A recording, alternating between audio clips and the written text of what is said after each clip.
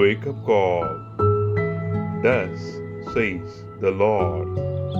Keep your voice from weeping and your eyes from tears, for there is a reward for your work, says the Lord.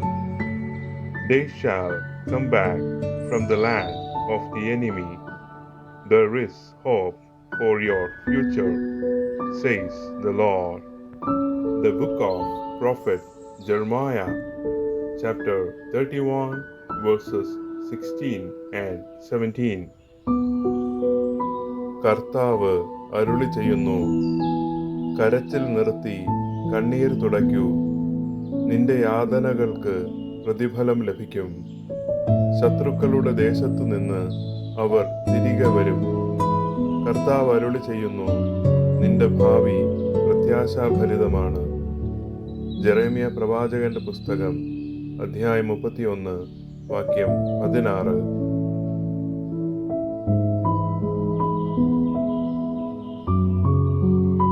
Good morning. Laudetur Jesus Christus.